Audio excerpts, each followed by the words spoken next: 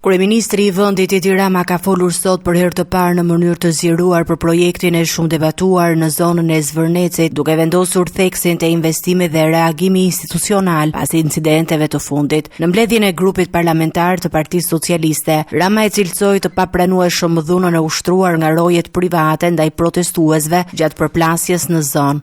Ju siguroj që në vendin tuaj edhe unë po njësoj do revoltohesha dhe do rreshtohesha kundër qeverisë dhe kundër kryeministrit sidomos. Sepse do të nduket e tmerrshme që disa roje private sigurie në sytë e policisë së shtetit tim, pas një gardi tela me gjëmba, të ulërinin si kafsh dhe të merrnin nga jashtë brenda një njeri në të drejtën e vet, ta tërhiqin zvarr në për plazhin e rrethuar, e pastaj policia të thoshte që I zvarritur ju fut vetë në pronën private. Kryeministri theksoi se masat administrative dhe hetimore janë marrë pavonesë duke përfshirë ndërhyrje në strukturat policore dhe në kompanitë e sigurisë të përfshira në incident. Natyrisht që sjellja e kompanisë së sigurisë ishte e neveritshme dhe jo më pak e neveritshme ishte dhe sjellja e drejtuesve të policisë vendore, gjë për cilën ka pasur reagim të menjëhershëm nga ana e leadershipit të policisë shtetit, qoftë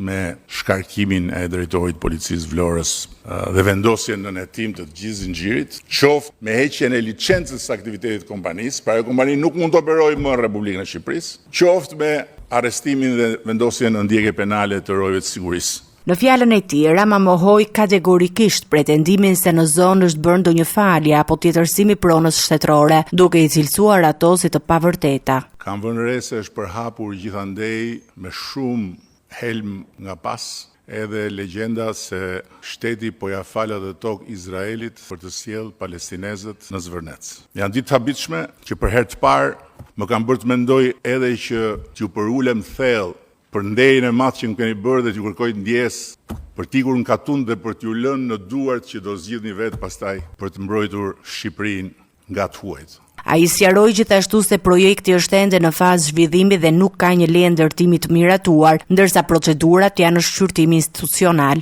Ndërkohë që siç u thash, projekti akoma nuk është dorëzuar. Studimi mjedisor akoma nuk është bërë. Patjetër që do t'i shohim kur të vinë dhe do t'i ekspozojmë dhe do kuptojmë të gjithë se çfarë po bëhet. Por unë po them që me që më kam parë syt nga çfarë po bëjnë ata njerëz është diçka që në Europë dhe në Mesdhe nuk është. Sipas Ramos, interesi për investim në zonë është shfaqur që në vitin 2023 në kuadër të projekteve të lidhura me zhvillimin e turizmit përfshirë edhe zonën e Sazanit. Nga një projekt I jashtëzakonshëm si ky, ku partnerët të jashtëzakonshëm janë përbashkë për të investuar 4 miliardë euro. Kryeministri nuk la pa komentuar as përfshirjen e debatit në nivel ndërkombëtar, duke shprehur habi për reagime të ardhura nga Greqia, të cilat sipas tij I kalojnë kontekstin real të ngjarjes.